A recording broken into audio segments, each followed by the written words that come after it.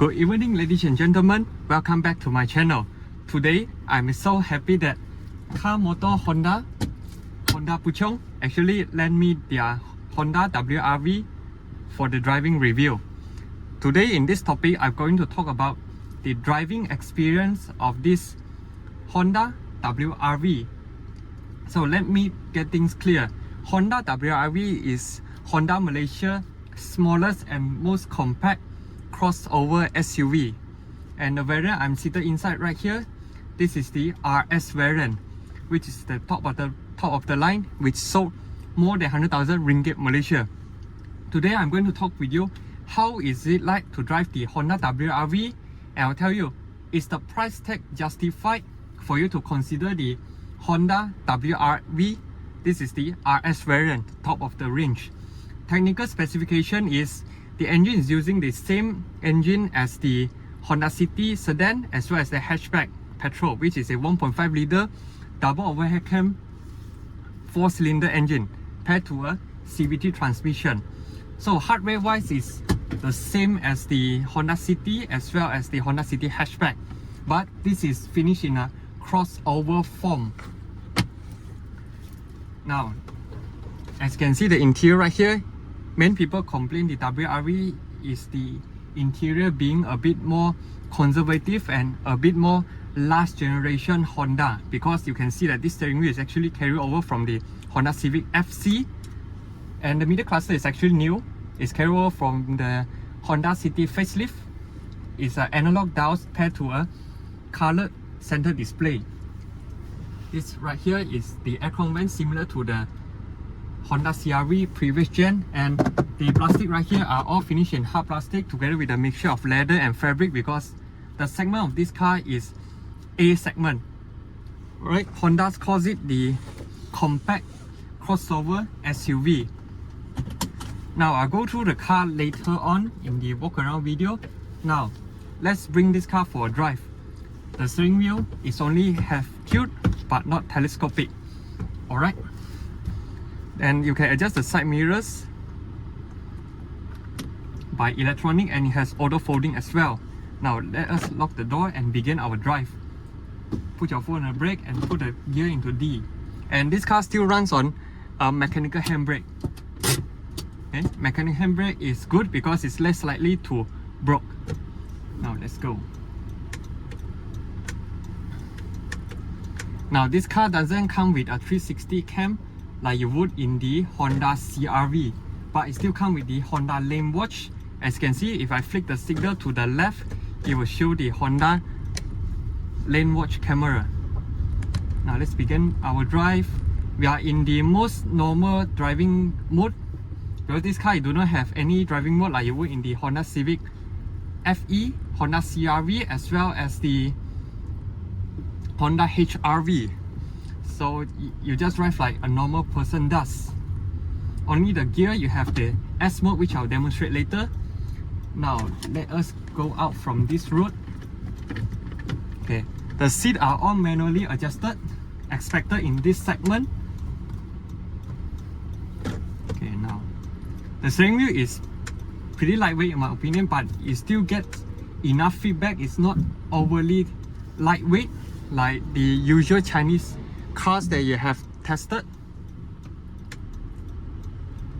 And the engine and transmission pairing is very mature, because this combination has been out in the market for a very long time. So Honda actually gets this powertrain sorted out. And this being a RS spec, you can see the headliners are all finished in black headliners.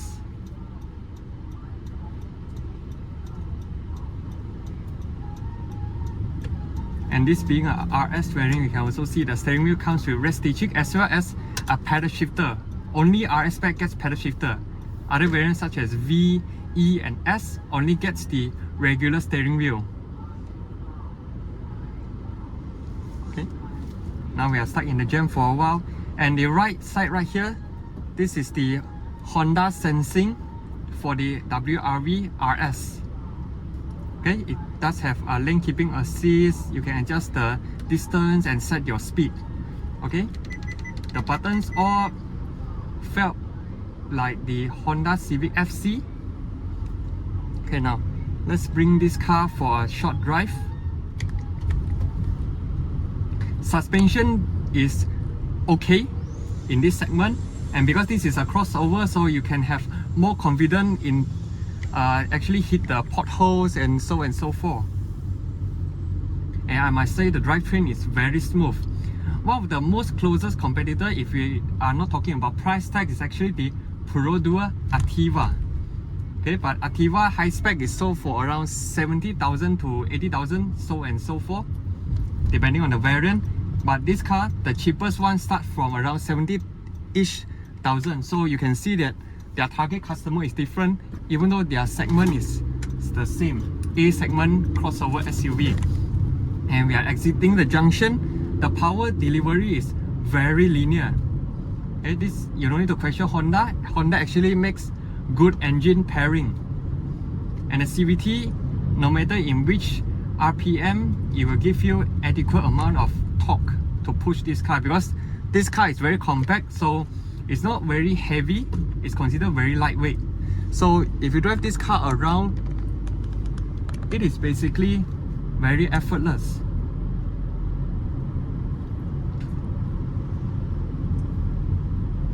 Now let's go through the speed bumps, and let's go a bit faster, around 30.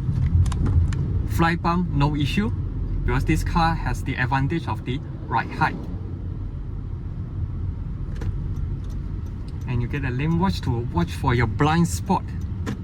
And this car is actually very narrow, so you can actually zip through the traffic very easy, which I like. And these buttons right here actually turns on all of the safety features. Okay, turn off or turn on. There's an indicator on the right side of the driving compartment. Now let's go straight. So this brings back the question, is 100,000-ish ringgit Malaysia justified for the Honda WRV? To be honest, I would say that it's a bit on the higher side in terms of the pricing, especially for the RS variant right here. But you have to think about it. In the A segment crossover market in Malaysia, so far we already got Perodua Attiva and this WRV. If consumer want something which is more compact, if they don't want WRV, another choice is the Honda HR-V. But now Honda HR-V has grown in size, so it's actually a rather big car. For some people, it may be rather hefty to bring the car around. But for the WRV, because of the advantage of the car body as well as the ride height, it is actually rather suitable for Malaysian town usage, especially in KL, which traffic jam are very crucial. This car can actually zip through the traffic very easily. So I would say that if you are considering the WRV, you can consider the highest spec in my opinion, because if you look at the lowest 3 spec of the WRV, you can still see some cost cutting in terms of the spec. I think that the RS variant would be the most complete spec for the WRV. And now let's put into D and let's give a little bit more throttle. So obviously you can hear the CVT whining sound. This is very typical that you can get in naturally aspirated engine paired to a CVT gearbox. I have no complaints, because given that the segment of this car, and to be very honest, the engine pairing and the transmission is more smoother.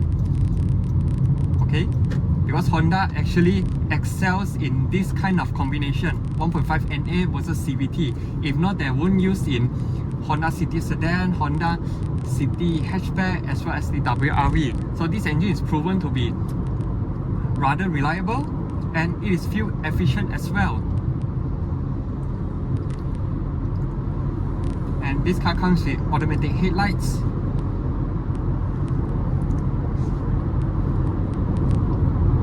Visibility is excellent in my opinion, given that the car is rather tall, and the seat I have adjusted to the most minimum position. I'm 172 cm tall, and I still sit rather high up, so it gives you a very SUV centric kind of driving position, which I like. And cornering wise, you do feel some body roll because the right hand of this car has been jacked up compared to the usual city sedan as well as the hatchback.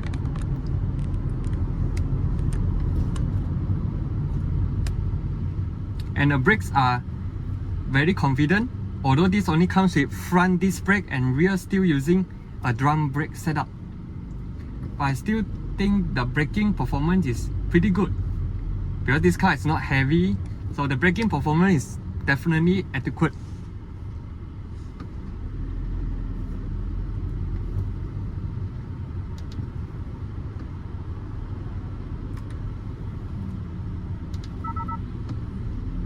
So this car comes with the adaptive cruise control, but it has the regulation to actually, there's a requirement to actually activate it, because just now I'm going a little bit too slow speed, so I can't activate the adaptive cruise control. I need to go at least 30 and above, only I can activate the adaptive cruise control, and it will follow what the front car speed. And I can increase the speed just by pressing the plus button right here. Sorry about that.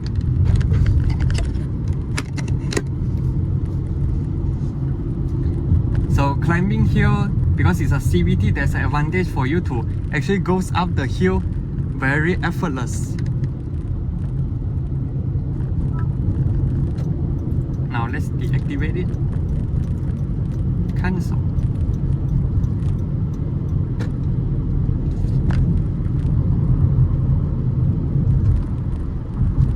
Going through this rumble strip, it handles it quite well. And if you want engine braking, you can always flick the pedal shifters to actually downshift. This car has 7 virtual gears, just like Honda City sedan or hatchback. And it has automatic headlights. Obviously, when you enter the tunnel, it will actually open up the headlights for you. Now we have arrived at the secret spot, which I will do the walk around video for you.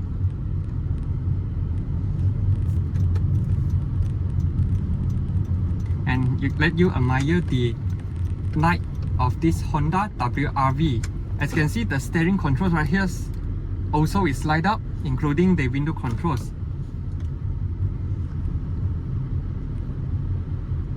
Now let's go through this speed bump. Okay, acceptable in this segment.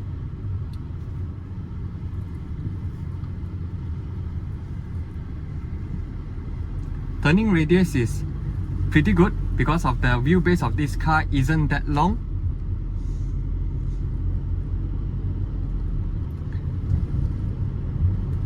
Now I will actually stop here to do the walk around video. So please stay tuned for my next video, which I will cover the exterior and interior tour of this Honda WRV. Now, when we put into reverse, there's a reverse camera with active guidance signs. You get 3 different modes. Resolution is acceptable in my opinion.